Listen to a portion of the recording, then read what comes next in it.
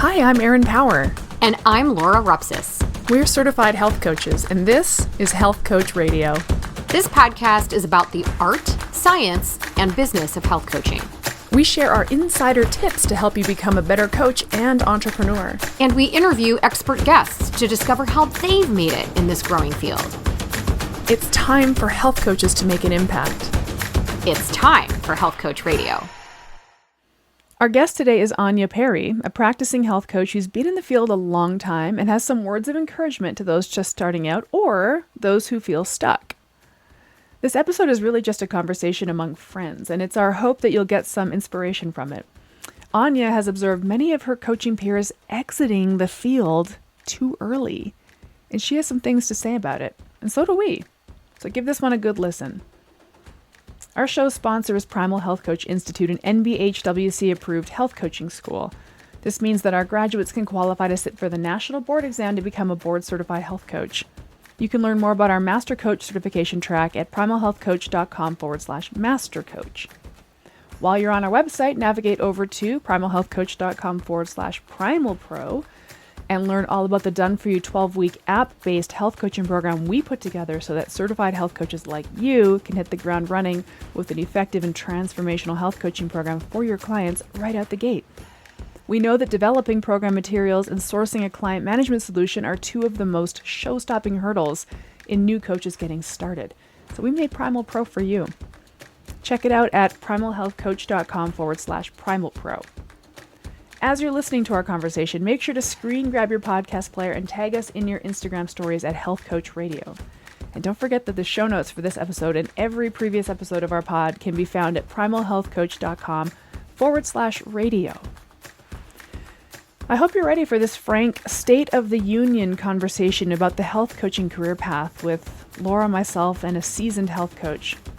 Please welcome our friend and guest, Anya Perry.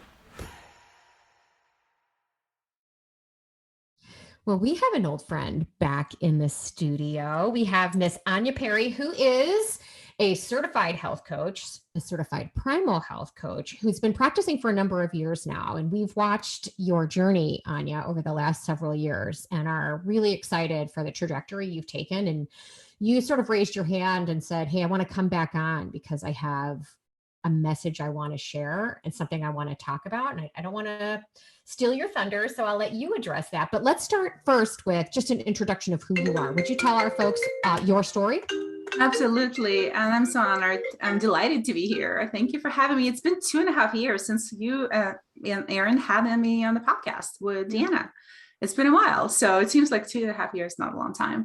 My name is Anya Perry, and I am a health and wellness coach for women. I specialize in stress management and wellness, overall well-being. And that's not how it started. I started with Primal Health Coach Institute 5 years ago as a coach for everybody with a black and white website selling, I think it was $99 coaching a month. So I've come a long way, a couple of websites and a couple of big summits and Primal Health Coach oriented just health summits, some exposure, a lot of support from PHCI. I noticed that as well. And I really appreciate that. And I feel like my journey had so many bumps, even though people, of course, we don't know about them. And that's why I raised my hand. One of the reasons, because I want to be authentic. And that's one of my core values, to be in integrity with who I am, what I do, and share those lessons. Share not only the juicy client results or Instagram growth or list growth, or just like, I got it all figured out, coaches. I don't want to have that position. In fact, I just want to share raw lessons that help me. And if you're a beginner coach, you're listening to this, you're like, okay, this one, I'm struggling with this one. Or maybe you're a few years in and you're thinking about quitting. That was another reason why I want to talk about today, because in the last 6 months, I noticed there are at least 3 health coaches in my closest circle who quit, decided to get a job, who were uninspired. In the last week, 2 people have reached out to me to mentor them as health coaches and saying, I'm so lost. I actually don't know where to go. Can you answer these questions? What do I charge? Where do I go? TikTok, Instagram. So I wanted to come here and just open up maybe a can of worms, maybe a few, and share what helped me with coaching practice, how it's, we don't necessarily have to talk about how it's structured and all, because I do wear a lot of hats. And we don't have to go into details, but just overall, I'm so inspired by health coaches that I'm in the circle with. I want to make sure we're doing what we're doing. We're continuing this change in the world idea on and on and on, because I think we're pretty awesome as coaches. We have beautiful hearts, good minds, smart hands, and we need to continue doing it. Yes. Long Okay. answer. It's time. It's actually time. I'm excited for this conversation. It's going to be kind of like we're like a state of the union, maybe ish. I like where you're coming from, Anya, in the sense of like a seasoned health coach. Well, a seasoned entrepreneur, somebody, I mean, entrepreneurship's bumpy in any category, any category. Health Right. coaching, I don't think it's any more bumpy or hard than any other branch of entrepreneurship. And so I feel like a lot of folks who start their own practices or businesses hit a breaking point and decide it's too hard. It's too hard. Right. But some don't. Some say, yeah, this is hard. How can I solve for this? Or what can I do to absorb the hard and keep going? So I'm thinking that it's time to have this kind of conversation. Health coaching's been around now for, like it really in a grand sense for a good 6, 7, 8 years. It's really reaching a fever pitch now. And we don't want to see people exiting. So let's do it. Let's talk about it. Where do we begin? Where do we begin? Well, how about we begin with just overall how hard it is? I don't know. If I feel like it is a challenging industry, yet things are, in a way, it is hard to be an entrepreneur. It is hard. This is my second business. I failed my first startup. So I'm speaking from experience, and I love my first failure. It was very hard. And even from my personal experience of building this business and still building, still learning, I just want to make sure, this is a caveat. My lawyers made me say it. I don't have it all figured out. I am still learning. I am still taking courses, still growing, still reading, still connecting. But I think the juice, the main sauce, the most important sauce of not exiting or staying in your business and serving your clients is actually focusing on the growth and failing as many times as you can, which is going to sound harsh. Mm-hmm. But if you didn't have a flopped launch of an offer, it's going to bite you when it happens first time. If you had a few failed launches, you're going to, just like a rehab of a muscle, you're going to prepare yourself for the next one. You know exactly what to expect. That's not an ATM that's just going to come in here and everything magically is going to happen. But it also helps you stay in your mission. So knowing your mission, knowing why you're doing this, why did you start this? This is your heart. This is your passion. You don't need to even ask me about my story, how I became a coach, because it's a common story. I became a coach because my life changed. Mm-hmm. And that's pretty much the story of most coaches, right? Mm-hmm. But when we get into the noisy world of business and other coaches, we start comparing. Oh, they have a big audience. I need to do that. Oh, I need to invest in this program. I need to invest in this coaching program. And I can talk about what helped me personally with coaching and programs and sales and all of that. But I think it's just managing that noise in a way and staying within your mission. Like, why is it important? Because you wanted to run after your child, you're running after your child. Share that story without any consideration of what's happening anywhere else. What others are doing, what people are telling you. My grandma was telling me for 4 years, every time I talked to her, she would say, so when are you getting a real job, Anya? Yeah. That didn't feel good at first, but then it became a joke, of course. Yeah. I was thinking about that. I have his neighbor, and he's a good friend of mine, but he has no idea what I do. He really does think I sit at home and spend my husband's money or something. It's like, no. I have an actual thing I've built here. But anyway, it does seem nebulous for the people in our lives who maybe haven't stepped into the gig economy, let's call it, like the folks who are used to that real job paradigm. Okay, so we're starting with failure in a sense. I like that you brought up failure, because I think about this in the context of health coaching clients. I actually need my health coaching clients to fail, because that's how we literally learn. Right. Like, that's how you train anything. To your point, you use the example of like strength training. You train that muscle to a point, to a breaking point, and then it gets better. It fails forward, whatever we're going to call it. But you know what? That's hard for people. I go back to this idea of it. So it's hard. Um, so tell us about like your advice for failing, or maybe an example of a failure that taught you something. Maybe share I wrote down, I failed my first startup. So my Yeah. follow-up question to this was going to be Yeah. similar. Like, tell us that story Mhm. going into that, how that felt, but most importantly, why you think it failed and what you learned from it. Yeah, yeah, absolutely. So my first startup, I started in college as an international student. I actually won a nationwide competition with a business plan, which was kind of almost like luck to me. And I ran out of money to go to college, and college paid for my last year, and it was beautiful. They helped me, but they didn't provide me mentorship in a way, and I had no idea what I was doing. I was bootstrapping. Sounds familiar? Health coaching, Yep. when we start.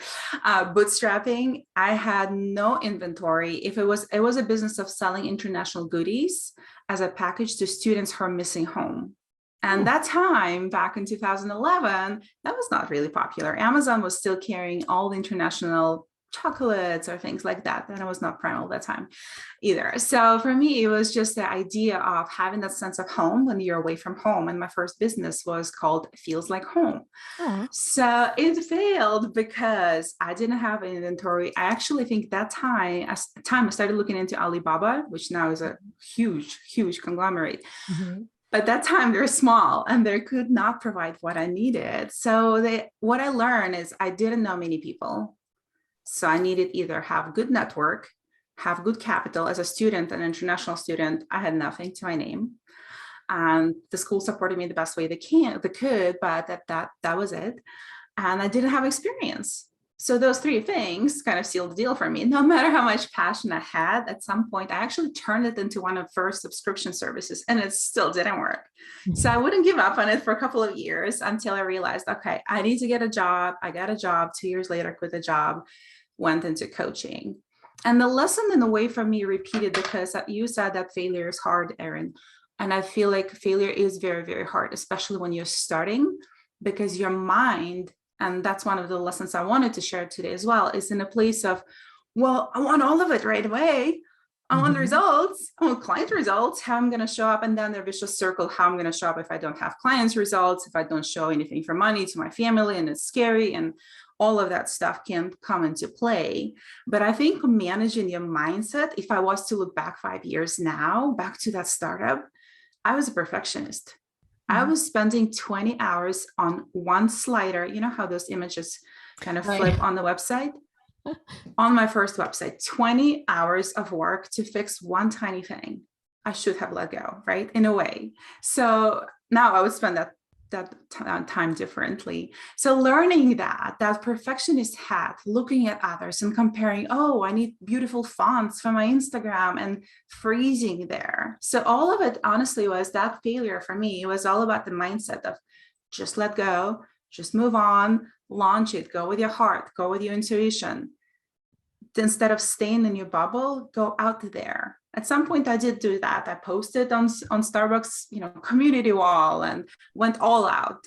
And you need to do that in a way, to go all out, because this, as many times you expose yourself, as many times you can fail or get success, the stronger you're becoming, the thicker skin in a way. If I have a flopped launch now, I don't care. It's just a launch. Yeah. Right. So that was a big lesson for me. Big one. Failure, I think, is scary and frustrating. To Erin's point, I mean, you guys know I've got 4 children, 2 of which are small. And what's interesting is so they're twins. Sammy couldn't care less. She flies by the seat of her pants. She's like, let's try it. What's the worst that could happen? Everything about her is very kind of fly by the seat of her pants. She's very much in the moment and takes joy in most things.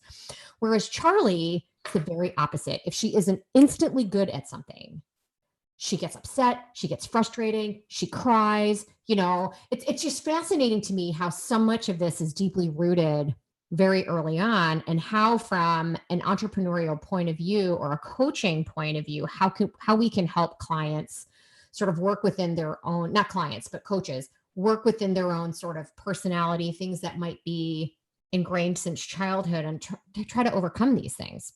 Yeah. To kind of move forward. Yeah. And I think to your point, Laura, and I feel like this is where we're so heavily focused on business in the first Mhm. years. We're not really focused. We're focused on how to sell, right? We're focused how to make money, how to make sure our family is not upset that we're doing this crazy thing with Instagram. We're not really focusing on maintaining that noise in our head and reframing. And basically, in my mind, entrepreneurship is a big personal development journey. Mm-hmm. The better you're becoming with your how you show up, how confidently you show up, how your mindset is managed, the better you're going to do as a business owner. And I have probably 1,000 examples of business owners, and you ladies too, how it can happen. So I think that's what we're not taught in the very, very first day of coaching school, Yeah. right? At least from my experience. And again, PhD, I was very young that time when I started. We had 15 modules. Mm-hmm. I'm the veteran student. That's all I remember. We did not have business modules. Now people in our school have that ability to learn much more about business and solutions. Yeah. Yeah. So in our school, we do teach the basics of business, but what's impossible to teach is embodying it at this point. So, we're talking about the perfectionist archetype, which I can relate to that as well. And, I'm going back to this example of the gig economy. I recently started another business, just a very, very, very, very side hustle. And knowing all of the emotional ups and downs I went through starting my coaching business, I actually preemptively decided to consider failure at the beginning. Mhm. What does failure of this look like? If this fails, what is that? What does that look like? What is failure, and what is the cost of it? Literally, I have a financial figure. If this doesn't work, it cost me this much to set it up, only to shut it down. And I looked at that number and I said, I can live with that. That's an experiment I can personally live with. Also, like emotionally, what is this? What is the cost of it? Spiritually, what's the cost of it? What is the cost of failure? Gosh, that was a really clarifying exercise. Really great for the perfectionist, because you're gonna obsess about every little failure anyway. So Right. put it out there up front. Just like, okay, what if this completely flops? What if every single thing I do flops and I have like no success? And it's like, it's either like, yeah, I can live with that, or I can't live with that, but Yeah. at least So you reduce the anxiety basically multiple Yeah. times, dragging that event from the future into today, and that's solved it for you. That's Yeah. incredible. And I think one more thing that to add to the failure concept, I feel like we're coaches. This is what I'm seeing. Again, I watch primal health coaches. I see who's really successful. I see who's stagnating. I'm learning from everybody's experience, like how did they shift their offers, what's happening in their business. And I have colleagues who are friends with, right? I'm seeing coaches exiting too early, Mhm. quitting too early, right? And I understand exactly why. I wanted to quit my business 47 times. I wanted to, but I would not let myself, because the mission, the size of the mission, the size of my commitment, and the cost in a way, and it's not because only the cost of the running business or time invested. It's just, it is my heart. I can't imagine doing anything else. So for me, there's no option. I got to make it work. How? And that's another thing I do want to bring up today, how you can make it work instead of focusing on one funnel, right? Right. Just one narrow thing, how coaches do that. That's another thing. Yeah. I just wanted, when you say you see coaches exiting too early, what do you mean by that? Like, That's the same question. yeah. Yeah. So coaches quitting on their business too early. Mm-hmm. Coaches are not pivoting enough if the failure is persistent. Coaches thinking, okay, I'm not good at this. I started my business, I was sure I'm not good at this. But then 1 year later, because I did not get sales, I did not get launches, I did not get clients, and it's noisy out there. So we start comparing. We start saying, well, there's not enough fish in the sea for me. And if you were to go, I live now in Napa, and I come out and I have oaks all over my house. It's like a tree house. And every time I come out, I'm reminded how many darn acorns I need to pick up from those trees, because there are so many clients for me out there. The nature has the abundance concept, and we forget about it because we see someone scoring clients. That means we have less, we have fewer clients. But again, this is online space. It Yeah. can be toxic. Yes. Yeah. Can I share an anecdote? I don't know if I shared this Yeah. before. I just want to share an anecdote because you made me think of it with the acorns. I was driving around downtown thinking about my new business and, really in my own head about it. Anyway, I pulled up to an intersection, a red light, And I'm sitting at this intersection kind of thinking and looking around. And I looked up at this kind of nondescript office building. And on the second floor of the office building was a neon sign that was a little tiny flashing neon sign that said like Dr. Bob's Dental Clinic. And I looked up and I thought, man, like that's such a weird spot. Like who would even come here? Like there's no parking. This is a weird building.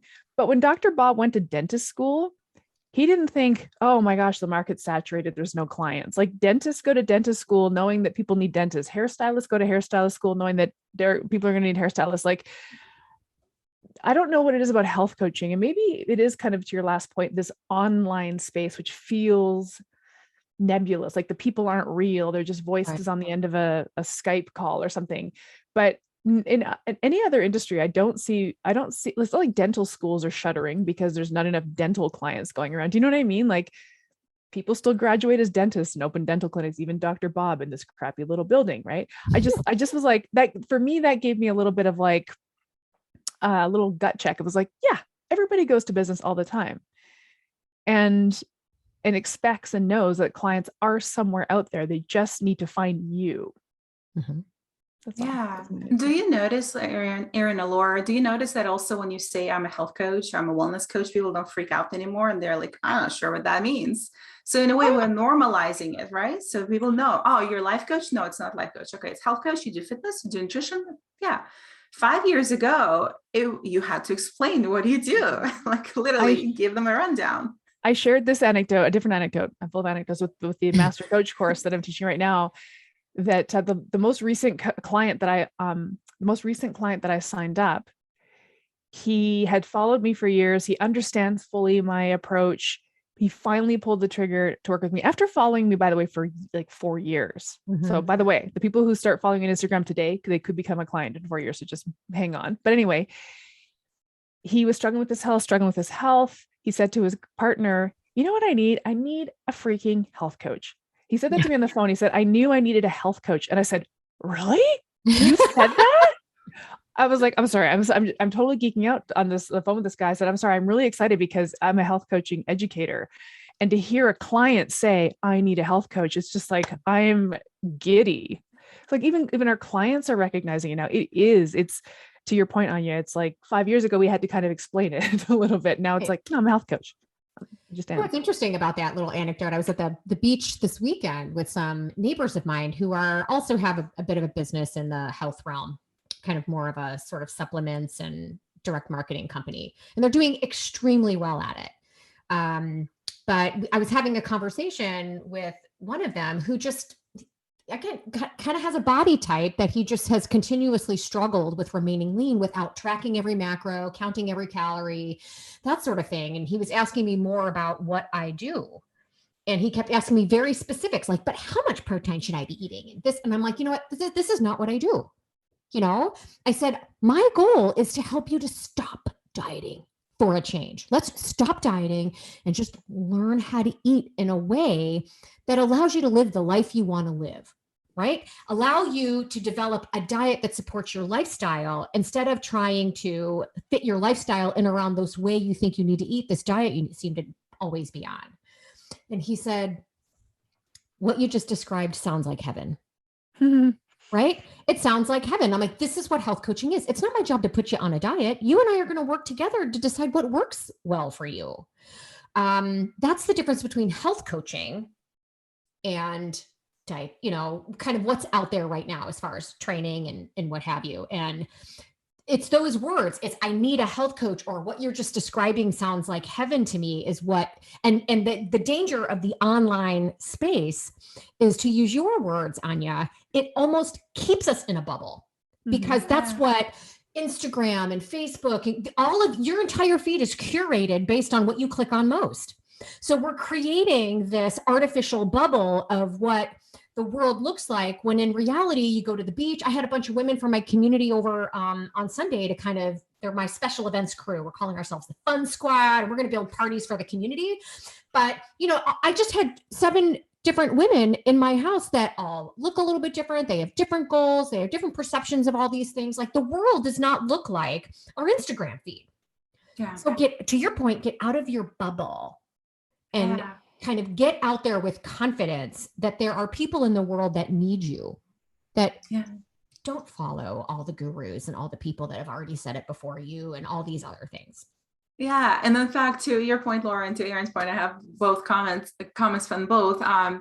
Unfollow your fellow coaches. That helped me so much. I love my people, don't get me wrong. And I still kept Facebook where I can connect with them, but it was driving me bonkers. Yeah. I could not stay in my lane. And especially with coming from perfectionistic or recovering perfectionist mindset, it was really, really hard. It's constant comparisonitis, it's constant anxiety, constant, I'm going to have this offer, no, this offer, no, this offer. I'm not getting clients, freaking out.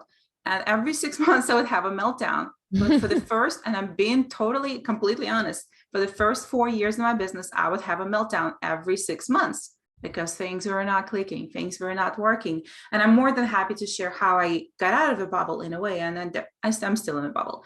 But Aaron, you said something that also hit me hard, that people are watching you for 4 years. And I know you have many clients who still like, oh, reboot this time. I've been following Aaron for 7 years now, but now it's the time. And that's okay. The reason I said don't quit, don't exit too early, don't exit the industry because you love it so much, you love your job so much, this is your heart. Because my last three clients came from watching me for a year. They literally said, I should have signed up a year ago. Yep. And I was like, okay, let's learn from this experience. And now that's a story I can share in my marketing so other people know, why would I wait a year if she seems like the right fit for me? Yes. I think it's a really interesting, actionable takeaway for maybe new coaches, newer coaches. One thing that I've tried to teach is just start putting your message out there. And they're like, yeah, but no, I don't have any followers. It's like, it doesn't matter because you will. And they're going to need to find your body of work. And if they like what they see or read or hear, they'll follow, they'll listen, they'll keep listening. And just like know that those clients may not be clients, they won't become clients immediately, but they may eventually. And if you leave while they're still the client is still in this getting to know you phase, you've just left these people, you've kind of abandoned them. But this speaks to the I don't want to call it the hustle. I'm sick and tired of that word, but the grind, I guess, of just putting content out there to an audience that seems like of zero, but it's your eventual audience. So do it for your eventual audience. They're coming, they're listening, they're waiting. They're not ready yet, but they want to know you. They want to like you. They want to pick up what you're putting down. So put something down. And it's hard for people who are starting. It's like, why talk when nobody's listening? It's because they will be listening. What are they going to hear when they start listening? Yeah. Yeah. And I think this also speaks to the point of the first thing we started talking about, failure, right? This is what I wanted to bring up as well in this conversation, because start wearing your Primal Health Coach shirt or another coaching shirt. Strike up some conversations at Whole Foods or in the line to pick up your kids. Just become a little bit more aware that we're in that bubble, and it's really, really hard in that bubble. It's oversaturated, yet full of opportunities. So many options to niche down, to become different, to be like everybody, but have your own unique voice. And honestly, I feel like for me, the breakthrough in my business I had when I stopped focusing so heavily. I'm just going to obsess about email marketing and Instagram. And I was making myself sick with it. And you know what the pivotal point in my business was? When I switched my attention elsewhere. It's, like watching the boiling water. I joined a nonprofit as a part-time, very little time health coach. I admire their cause. I absolutely love their work. It changed my life in just a year and a half. But suddenly my business started getting traction because I stopped obsessing over the things that I have no control over. Even your suggestion to wear your health coaching shirt. Yeah. This goes back to embodiment, right? Walk the talk. Right. I feel like I had a gig with a gym for a while. They brought me on and I have a nutritionist credential. So I had a jacket that said nutritionist on the back. And if I was going to go to the gym and just hang out there, I'd wear my nutritionist jacket, but I would wear it to the grocery store and I would wear it to the restaurants and I wear it to run errands. I have nutritionist on the back of my jacket and people can see it. And it's like, I need to kind of behave. I need to sort of behave in a certain way because people are maybe watching what I'm putting in my shopping cart, but also something about that, even though my practice is online, going out into the world with nutritionists on the back of my shirt. Right. I don't know. It kind of made it realer, in a way. But yeah, it's an embodiment practice.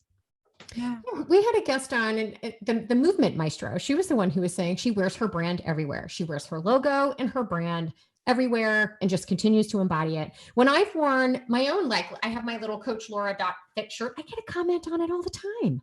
What's that? People will ask questions. Same thing if it says Primal Health Coach on it. There are people obviously that understand the brand Primal.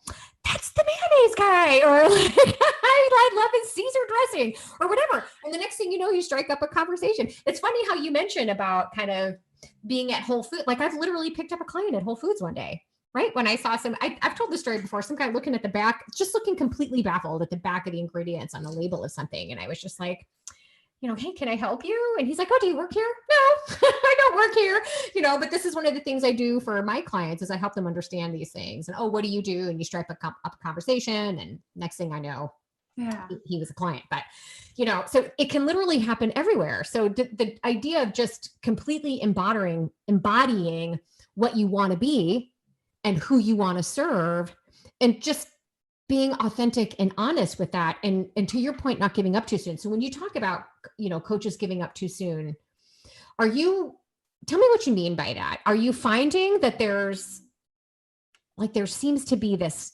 period of time where coaches seem to be at risk of leaving?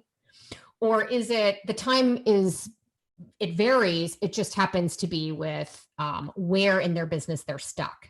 Do you have thoughts on that? Yeah, that is a good question. And I feel like there are different experiences that I'm seeing from my little circle. Again, I'm in the bubble. I'm speaking from the online bubble, and I can talk about like real life bubble as well. Mm-hmm. But I think it's coaches not having enough patience to see how the journey may look like for them in a way. Mm-hmm. And they think, and I thought this way, going through big business coaching programs like OCA, and it was amazing, but it was not for me. That's not how my business is operating now. That's not how I run it. Although I learned a lot, right? So think in the one dimension, I have to build it this way. You can climb one mountain many different ways. You can go around, you can go up, you can pause somewhere, and giving it enough patience, giving enough time in a way and effort. And that's where I feel like for me, it's also was kind of clashing with the idea how I want to run my business. I want to make this number of clients, this number of money. And then that gets in your head because you're failing if you're not making it, if you're not going at the rate that you thought you would be going. And that's why I said that diversifying your portfolio of what are you doing, talking to a functional medicine doctor, wearing your shirt, going to the gym. I just moved to the area, started a barbell club. Why did I need another hat to wear? No, but it just happened. Clients will come from that as well. So looking for opportunities, not only being, I need to sell one-on-one coaching, which again, I'm not trying to deviate people from what I've been even taught. Build a 12-week course. That's your main bread and butter. It is. But if it's not clicking for you yet, find ways you can serve people, because your desire is to serve people. Yes, make money. Yes, have clients. Yes, be recognized, validated, loved, all of those desires. But your inner, why did we all start the business? Why did we start business? Why did you start, Laura? I started because I wanted to save people from suffering the way I've suffered unnecessarily. What about you? I felt as though I had gotten sick trying to follow all the rules. And I was mad about it. And I wanted to get what I thought was the truth out there. That's what prompted me. Same. Yep. So we're all in the same place. Yep. And I'm sure people who are listening as well. Yeah. I mean, there are so many people. I hear it every single day, and not just with people interested in health coaching, just my community, my parents, family, friends, the sheer number of people that have been mistreated through conventional means. And I don't mean maliciously. I don't necessarily mean intentionally taken down the wrong path due to greed. I don't mean that. I just mean mistreated because of the system we're now all caught up in. That really the answer is to exit the system entirely. Period. So all these health coaches that are, I mean, it doesn't mean that we can't work to fix the system from the inside. Absolutely can do that. But we also need to be providing a solution outside the system. So there's social proof of why it works. That's the only way you're going to fix the system from the inside, is being able to proven alternative that sort of works better. Erin, I saw you look like you were chomping at the bit to say something there. I don't know what, but it was going back to kind of what Anya was saying, and I kind of what you were saying too, Laura. But I'm staunchly in favor, and this might sound like it's off topic. I hope it doesn't, but I'm staunchly in favor of, in addition to what you were saying, Anya, about diversifying, also keep a job, keep a paying job. Like I'm so in favor of this. Like hang on to a paying job. If I could go back in time to the start of my coaching business, one thing I would do differently is I probably, knowing what I know now, it's hard to do this in the moment, but knowing what I know now, I would probably have quit my full-time job, which was, very, very mentally draining and full-time, corporate job. I probably would have picked up a little restaurant job or working in a store or something kind of mentally, I don't want to like disparage these industries, but like a little bit less knowledge work so I could free up my brain space to really immerse into my own business. I would have had some paycheck coming in, ideally in something that was maybe, again, not mentally taxing, so that I could really focus my mental energy on my business while also paying my bills, because nobody wants to, I feel like it's irresponsible to just like honestly leap into entrepreneurship for a lot of people. Mm-hmm. But that's, in addition to diversifying your offer, also keep one foot into a steady paycheck, because I think that'll help you feel more confident. That was my thought.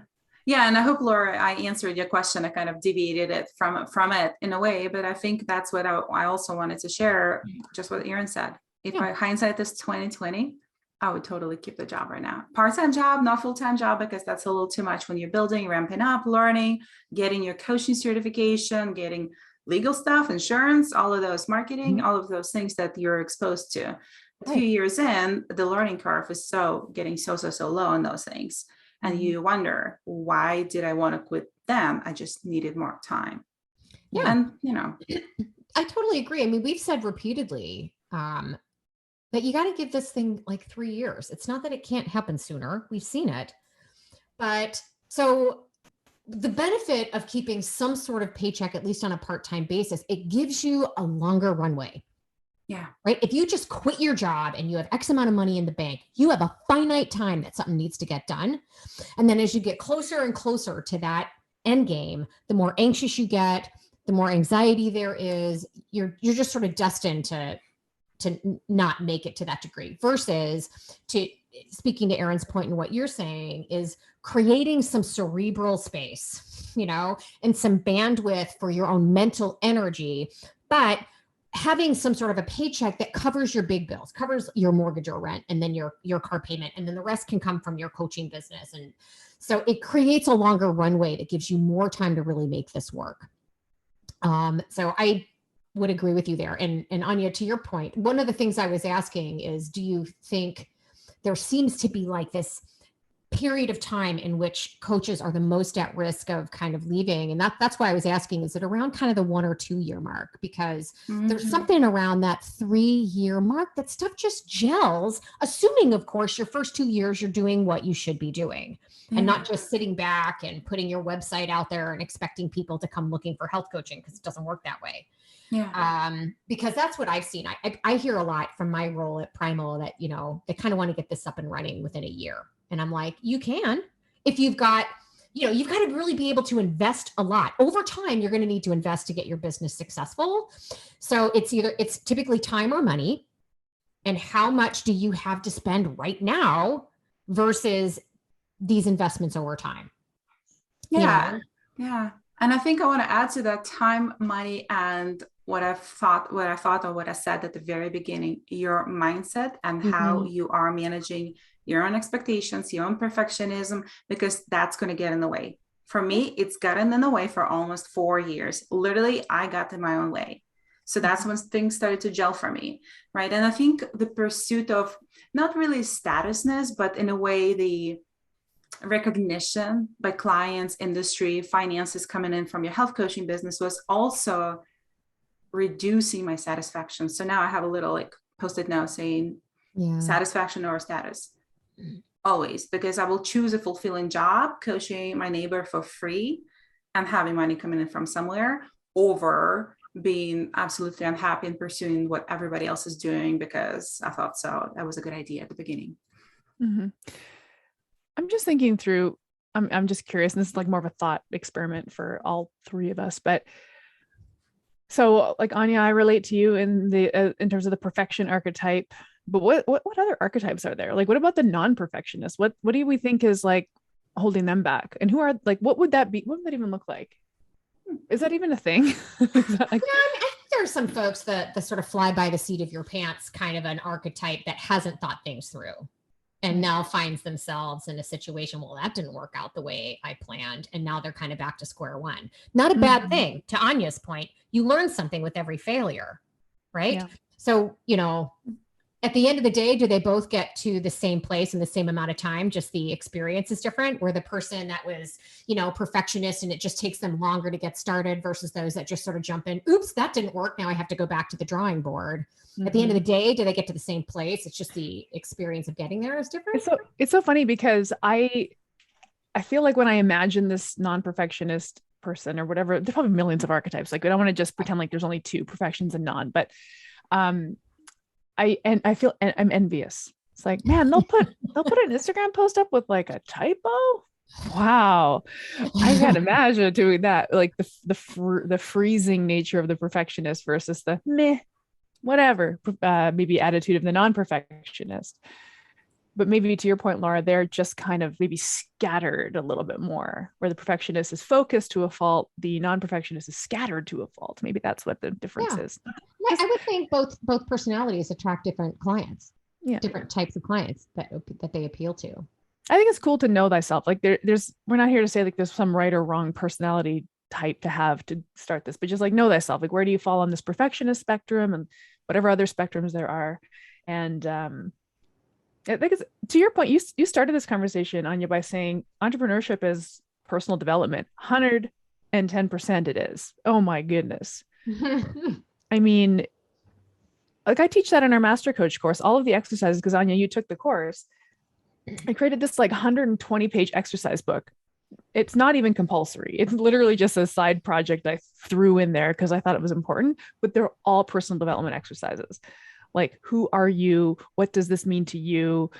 It really has virtually nothing to do with coaching, but everything to do with coaching at the same time, because you do have to know thyself to do this work. Yeah. And when you're having a hard time, let's say a streak of days without clients, or when you don't see expected clients results or whatever gets in your head, I feel like a good reminder definitely helped me. The reminder that I have everything right now that will make me the coach I want to be. Like everything is on your plate. That's made exactly those ideal circumstances. It may sound a little woo-woo, but I did notice that works for me. The marketing strategy that is weak, okay, you have stuff to work on. If you're worried about finances, what can you do about that? If you're worried about how you show up, I had a client who was a health coach and she would not show up on camera. We started working together and she was just stressed out and overwhelmed and just locked in a very specific way. And 3 months later, once we stopped working and she got to the homeostasis, good point, she just started producing crazy amount of video, but she was getting in her head so much and she needed to learn that and let go of that piece to start showing up. Yeah.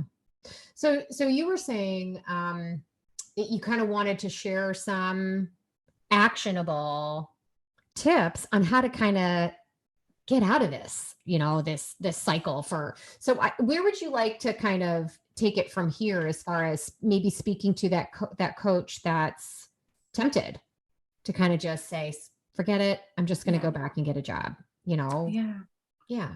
That's such a great question. And I feel like I tapped into a little bit here and there. And I think diversification of what you do would be extremely important at the beginning, unless and you, Laura, said that it's time and money, how much you want to invest in the first year. And I added that for me, it was just the momentum, and I'm still catching momentum, and I'm still having lower months, and I'm still having like, who am I on this space? I'm nobody moments 5 years in, right? So, but believing that if you really want to make this work, be smart about it, put eggs in different baskets. In my business currently, I probably have I wear a health coach hat, speaking through it. I don't know how many hats I'm wearing. I'm recording tracks for a startup as an audio tracks, helping people being coached that way. Also fell in my lap. I said yes to it. I'm a part-time member of a nonprofit, the Coach Barbell Club. So those are just like the main things I do. And I didn't think about them when I started. I was just like zero in one thing, and that's okay. I love the laser precision of focus. That gives results. Don't get too noisy in your head or in your offers or whatever you do, but find that stability, find that balance where you feel like, I'm sane, I love my job, I get to do this, I'm going to continue and keep continuing, do what you need to do to keep that level of sanity, because it gets really, really hard. There's a lot of pressure out there. There is. You know, I thought something you said that made me think is this idea of saying yes to things. Sorry, there's a bug. Saying yes to things. So at some point, something's going to come your way, a little collab or a little something, maybe an online summit. Somebody will email you, ask you to be a speaker. I would just say yes to everything. I felt like I started saying yes to everything, even if it didn't feel like it was really, honestly, super in my wheelhouse. It's like this could amount to something, and or it can just be good practice, and or at least I feel like I'm moving, I'm doing something. Like I'm doing something. And there's something about that sort of little momentum that builds when you're doing something. Oh, I have a deadline. Oh, I have this interview. You know, again, you're working, and it's really good. I find like it's a good mental exercise, actually, to start to just say yes to some things as you're building. What do you think about that? I love that, because I actually thought about that before we started talking, because I went personally through streaks of time. Currently, I'm in a streak of saying no to summits and anything like that, because I know my capacity, right? But just a month prior to that, I said yes to an opportunity that absolutely came out of nowhere. And it was so exciting and fun and interesting and out of my comfort zone. I said yes to. I think that creates momentum. And that's why I also said, start doing something that will make you feel like a coach. Not only that you're a business owner, you have to make money, have to prove yourself, have to do all of those pressure things, but do fun things. Talk to a friend, use your coaching skills with a friend, coach the old lady downstairs when just in the conversation. So they're like, thank you, this was amazing. You get a text later saying, I've implemented that. You weren't even coaching, right? Do something where your heart belongs to, because that's the part, like, I'm the kind of coach who will coach for free. Right? It does not mean that 5 years in you'll be taking pro bono clients all the time, but that's going to expand their coaching skills, give you dopamine, give you the hope and desire to continue, give you practice, and change lives. That's exactly what you want to do to begin with. Right. You know, there's two things that kind of came to fruition for me there with that whole. So we've had other business coaches on and other people come on that preach, focus on one offer, sell that offer, blah, blah, blah, focus, focus, focus, which again, I think a lot of this you have to take in terms of your circumstances and what it's going to take in order to continue to move forward. So from the standpoint of have one offer, focusing on marketing only that offer. But if you are the kind of person that's like, you know what, in the meantime, I need to be able to bring in income so that I can be here to really promote that main offer. Be smart about this, right? Create the bandwidth. Because look, I came from the finance world, so I know this to be true. You can always make more money. There's always a way to make money, right? But time is the one thing that you can't get back. You can't renew it. So you've got this sort of inelastic resource of time, and be thoughtful about how you spend it. And so to Erin's point about just say yes to things, we've had other experts that are like, learn to say no. However, you don't know to say no to something until you've tried it and you've understood that it doesn't serve the purpose in the direction you want to go.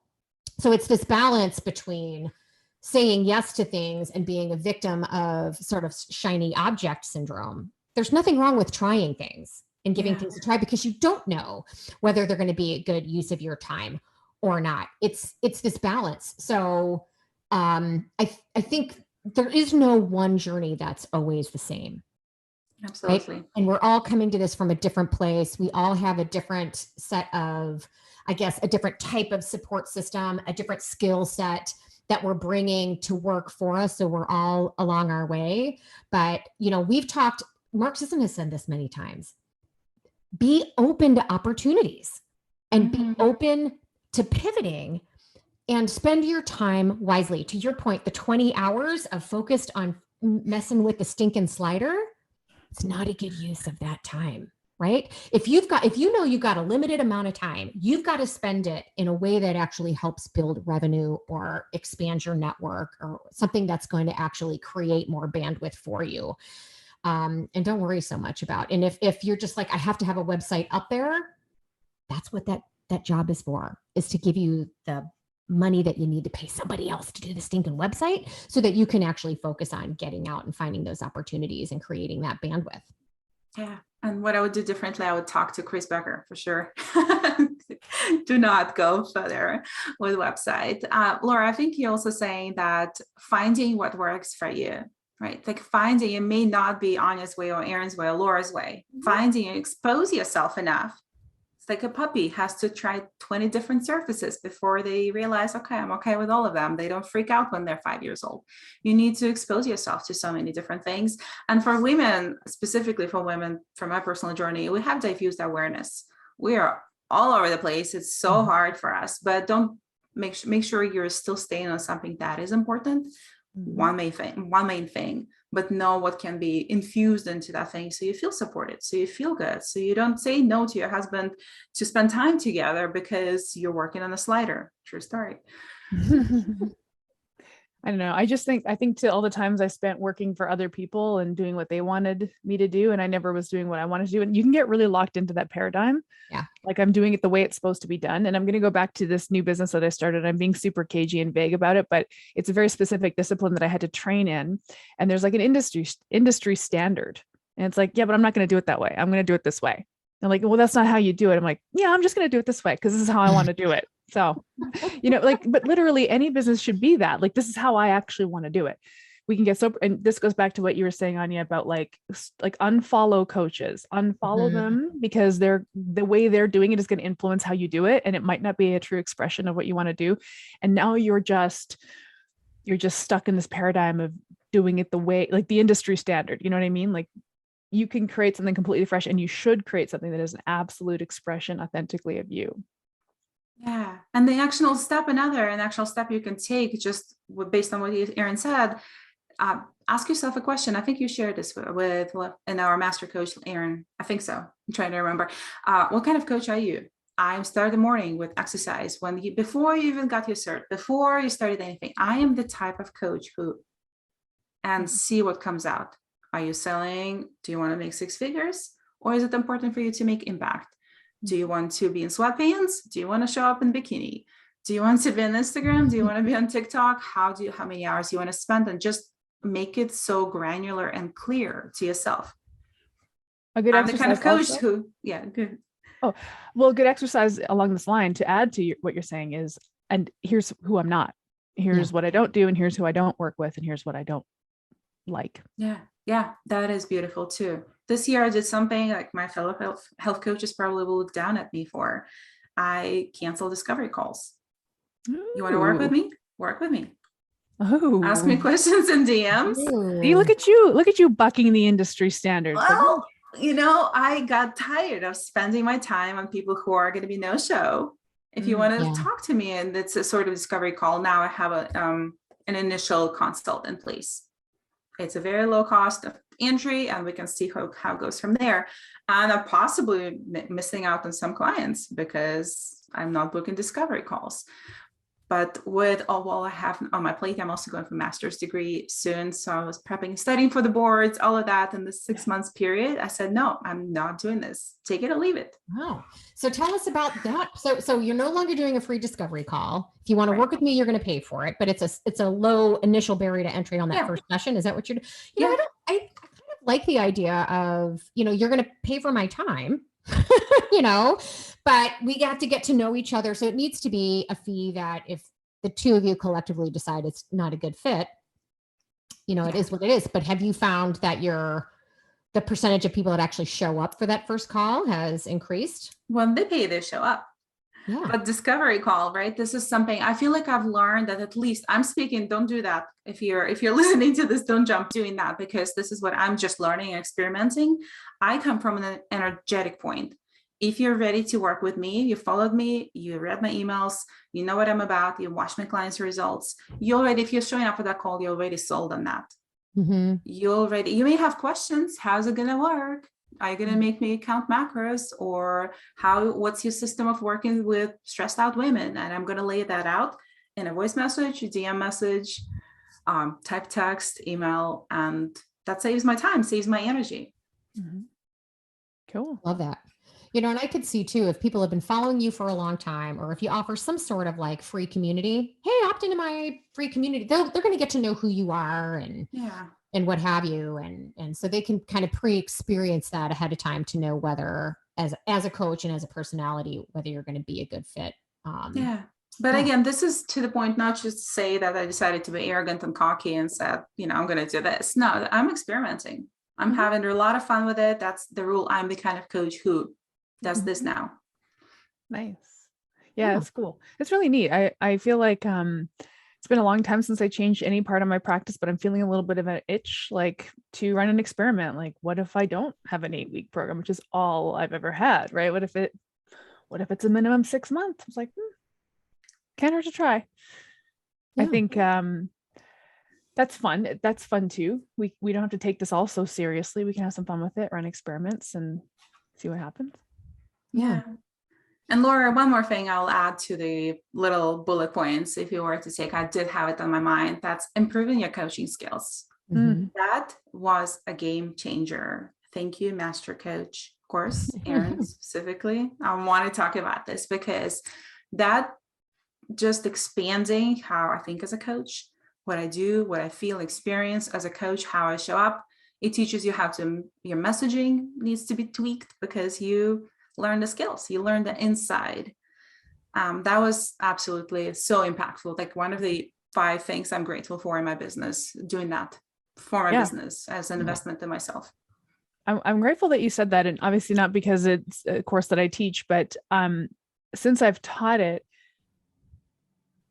like it occurs to me that it's not a business course, like straight up, folks. We don't talk about business. We double down on coaching skills.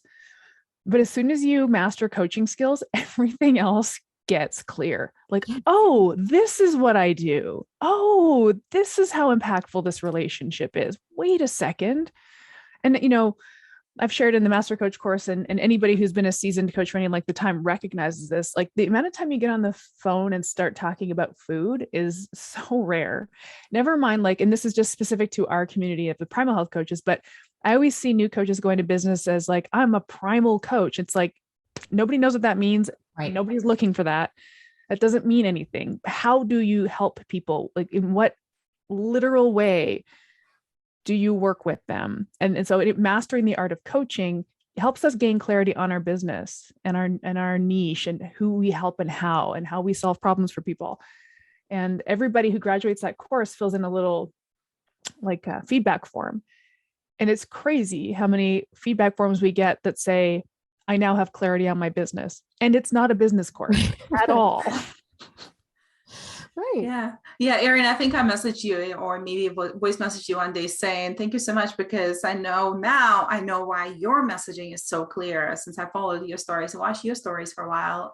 That makes it so clear what your clients or potential clients feel in terms of ambivalence and decision-making and signing up and programs and all of that and nutrition and all the healthy things. But I think that helps you to not only become a better centered coach, listen better, and just create the skills that help people faster, more productive, your favorite word, in a productive way, but also learn more about human behavior, which is paramount to our work. Yeah.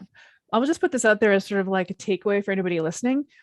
Because you can hire business coaches, you can take more courses, you can do all the things, but if you haven't mastered the art and science of coaching, I would double down on that in whatever way that is. That could be just grabbing a buddy and practicing. It could be, in the Master Coach course, I tell everybody just download the motivational interviewing in fitness and nutrition, that audiobook, Okay, get that audiobook and listen to it on your leisure walks. And then practice those motivational interviewing conversations with a peer, like a buddy.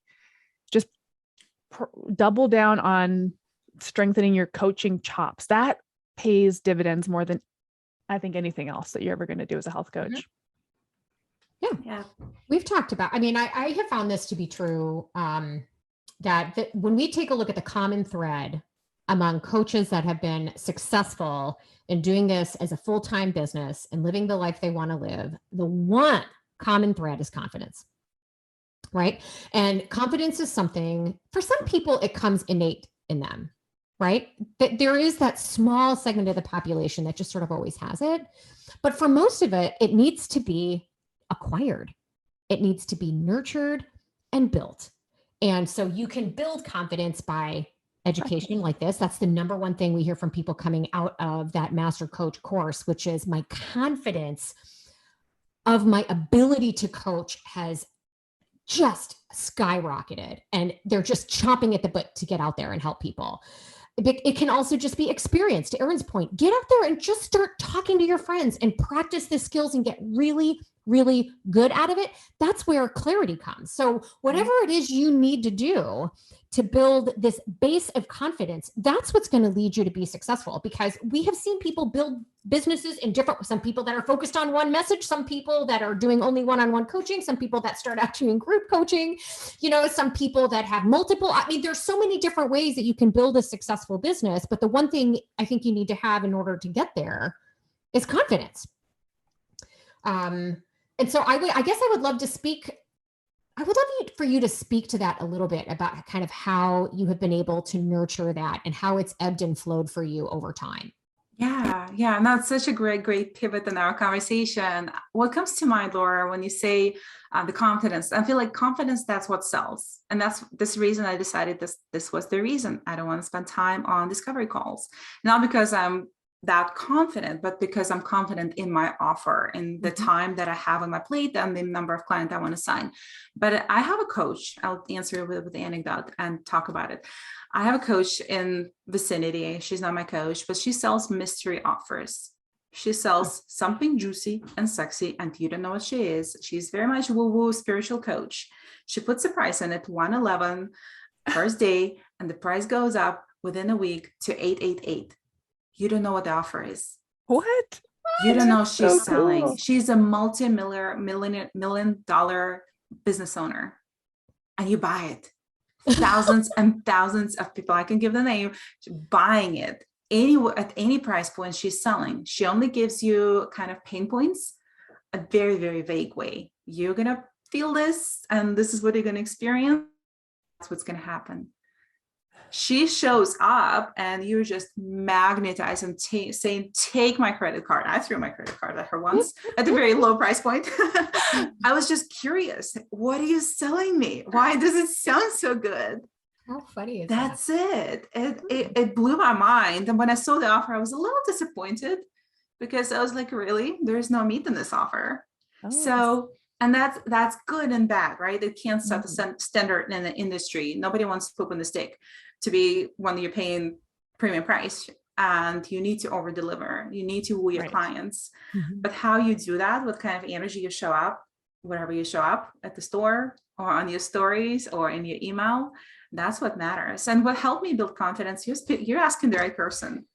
I was the girl who was taking 40 takes of one video back in 2017, sending a message to my coach, business coach that time, crying, saying, I cannot post this. I cannot post this 1 minute video. 40 takes to the point of breaking down.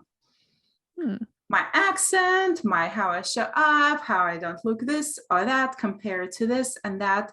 And that took me, we created the Facebook group together and actually teach this to my clients who are health coaches or who come from the point of like, I need to be able to show up. I can't look at the pictures of myself. I don't like myself. I don't love myself. I criticize the self-talk, the shoulder monster. I created a Facebook group with her for 2 people, her and myself. And I posted a video every day there for 2 months. And some people, another business coach told me, just show up on the video on your phone and start video logging for yourself. It's going to be awkward. Start coaching there, just looking at yourself, or put a post-it if you want to hide. and start building that mechanism. It was a long route for me. For me, it was very, very hard to public speaking, overcoming all the inner noise. And it comes from a lot of, this is why I also said at the very beginning that that personal growth journey is going to be important. Mm-hmm. Because your magnetism, your energy, your mind, your heart is going to show up if you let them. Mm-hmm. You can let your insecurities show up. So you're going to choose, right, how to control that mind. That was the deeper work that I had to do as a coach that helped me to get to the point where, okay, let's invite Mark Sisson to the summit. Well, I'm about to pee my pants, but let's do that. Yeah. Then do more like that. Yeah. Practice makes perfect. And like, if we were going to learn a new language or learn to play an instrument, we would practice it and we would expect to fail and would not be so hard on ourselves. I don't know why. I have no idea why this is so hard for people. I was thinking about a gal who I taught in the Master Coach course a few cohorts ago, and she does not have a large following on Instagram, but she talks as though she does. Like, hey guys, I'm out here for my morning, walk. And like, she's talking to guys, like people, this audience that's not really there.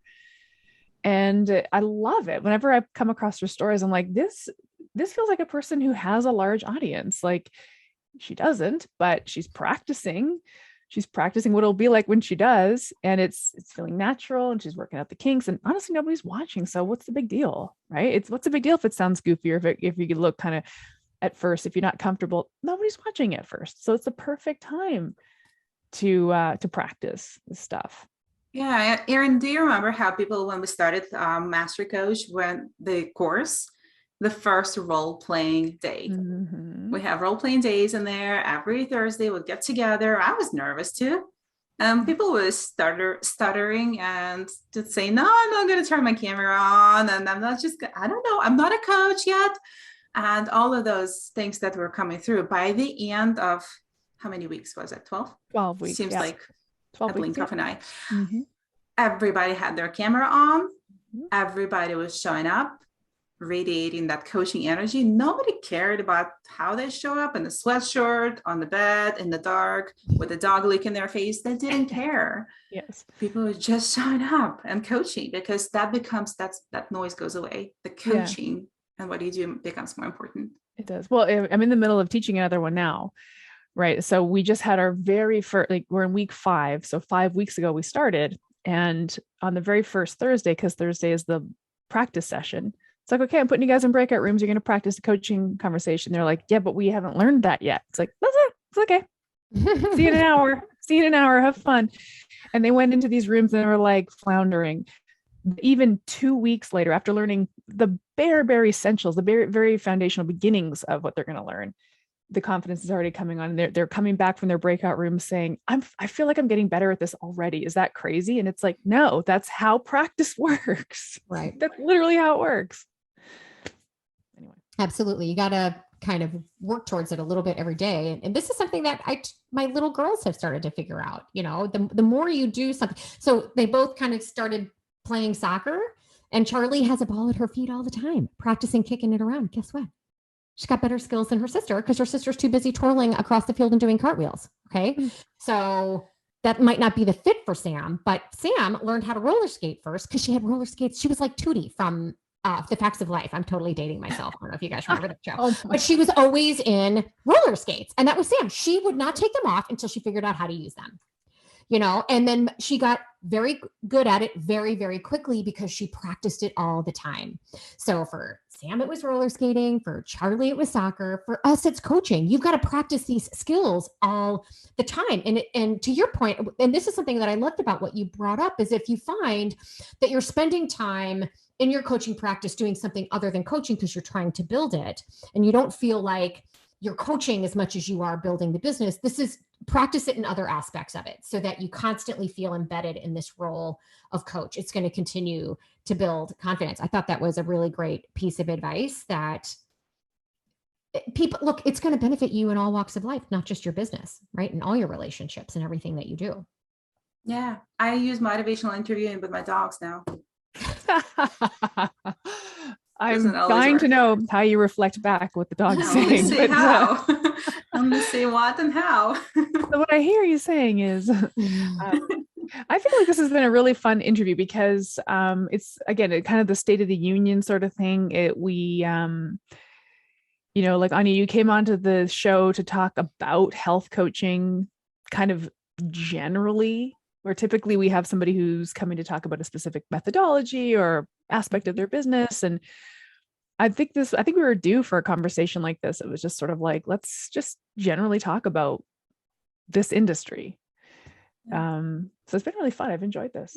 Where do you see it going? Like, as far as the people that you're working with now in your own business, do you have any thoughts as to where you think this industry is headed or where you'd like to see it head?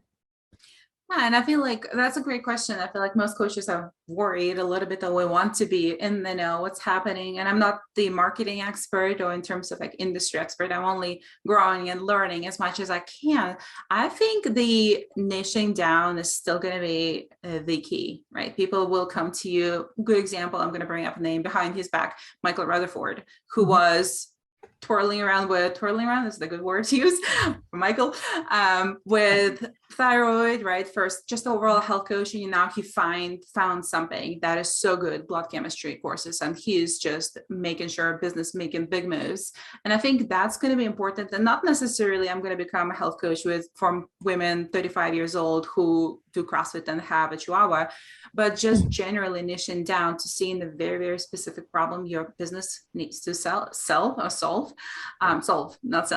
And I think the offers are also going to change in a way. We're exposing ourselves much more now. People know who health coaches are, and packaging for me, it was for a long time, it's 12 weeks, nothing else. But playing with different lengths, people have a shorter attention span. I'm noticing that 8 weeks program works very well for my clients now. Sometimes they stay on retainer for a few more months because they want to get that done, but the core, the learning is done. And I feel like the micro offers are also good too. And master classes that they're not full of fluff and pitching at the end. So the high quality master classes, when you actually walk out and say, oh, I have a to-do list after this. So that's what I'm noticing. And I don't know, I'm right or wrong. This is just my gut pull. And I think the in-person events, after everything that's been happening in the world for 2 years, the retreats, the micro communities connection, like one of the feelings I'm experiencing now, I want to go out there in my community. I started coaching barbell club. I just moved, right? So that's kind of just how I'm seeing, but I think in a way I'm projecting from the business world a little bit. So it's hard to tell. I think your instincts are good. So I like some of the things you said are like kind of the way you structured sort of your programming. So you're kind of squeezing it back to 8 weeks with the option of adding retainer. And that's kind of where I've gone too. And also, like, I always had an 8-week program, but now it's like, but if you're seeking a certain thing, like the 8-week program solves this problem, but if you're seeking this plus that, we're going to need to do 6 months. Like, I'm non-negotiable on that. It's specifically people who are looking for like weight loss. It's like, if you want to lose weight, that's going to take 6 months. So you got to buckle in for 6 months, but I have the 8-week sort of immersion, and then we go from there. One thing you said that I really liked was the master class, sort of for the sake of the master class without the pitch at the end.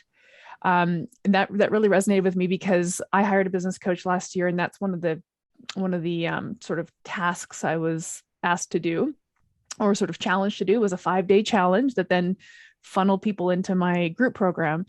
And I loved doing the 5-day challenge. I loved hosting those webinars about that specific topic. And then at the end, I was like, oh, this is a part where I'm supposed to like sell them into my program. And I kind of feel weird about it. Like, I just kind of want to be like, okay, thanks for coming. Enjoy. Like, it felt nice to host a masterclass, and it felt kind of icky to then do the sales pitch at the end. So I love that idea. I also think, to your point, I think the point you made was that simply creating a masterclass like that, or a 5-day webinar series or whatever, is a really good thing to just do. And it's an embodiment practice again, and in-person stuff. So I'm feeling a call to that too. I have this beautiful property. I think it'd be great for a retreat, but also I found myself just in some of the interviews we've done here on this podcast, it's like, I think I want to work I think I kind of want to go in a medical clinic and like work with patients. Like, I've never, ever wanted to do that, but there's something about being with people now that seems really enticing after, the lockdown period. So I think your instincts are good on this stuff. hugging real people. I feel like that's what most people want in a way, even though you're not a hugger. And I think another thing that's not the offer per se, but the value or how you show up is just like letting your freak flag fly. Showing up, there's so much noise out there. You can't be a copy of someone else, even though you can model after someone else. But if you're a crunchy hippie mama from California, do your thing. That's what people buy now. They buy the authenticity, which is also a beaten up word, and your energy in a way. 100%. I love that. So give us some parting words of wisdom before we let you go. Cause I know you had this message that you really wanted to get across that we just loved. So I want to hear that. And then I also want you to share for those that don't know where to find you, where they can find you. Yeah, absolutely. I think I've pretty much said everything I wanted to share today. And this came from that, in a way, heartache for me, because I do love what we do as a community. I do believe that I got in the business and health coaching to change the world. We have this massive idea because we suffered. We went through pain. And if you're listening to this now, if you're questioning, are you a good coach? Are you a bad coach? What to do with your business? What to tell your family? Give it a little bit more time and see what you actually need to learn. And I think that's what helped me, having that reflection and introspection in my business a lot. Do an audit. What's working? Everything is not so bad. It can't be. You have a foundation. You're here. You know a lot. And I think we also get bogged down by the knowledge in a way. So we are forgetting about other pieces like mindset. Your stress management is important. If you're stressed out, nobody buys from that position when you're stressed out. I'm not going to say don't show up when you're stressed out, because stress is a part of life. But it's going to be hard for people to connect with you, with who you are as a coach. And just keep going. I was going to say don't quit, but I'm going to rephrase it. Keep on doing your thing. Yeah, love it. Nice. Awesome. So where can people follow you and see what you're up to? I'm on Instagram most of the time, although I'm tapping into a little bit of TikTok and LinkedIn. I'm on Instagram as Anya.Perry. On TikTok, I am Anya Perry. I am Anya Perry. Oh, that one is hard to say. I'm just having fun with it for now. See what's there. I feel like part of me is also on LinkedIn because I believe that professionals. I worked in the corporate wellness a little bit. That was also fun for me, and good influx of, finances that helps you continue doing what you want to do. Right. And that's where you can find me. AnyaPerry.com is my website. If you want to see what I'm doing and how Chris Becker helped me with the website, go do it. Awesome. Shamelessly plugging in our graduates. I mean, just, he has just sort of offered, hey, it's been a while. This is kind of what I do. If you'd like me to look at your website, let me know. And people gravitate to him. This is a prime example of just offering to help. I think so. So I love it. Awesome. Thank you so much, Anya. This was a blast. Of course. This podcast was brought to you by Primal Health Coach Institute. To learn more about how to become a successful health coach, get in touch with us by visiting primalhealthcoach.com/call. Or if you're already a successful health coach, practitioner, influencer, or thought leader with a thriving business and an interesting story, we'd love to hear from you. Connect with us at hello@primalhealthcoach.com and let us know why we need to interview you for Health Coach Radio. Thanks for listening.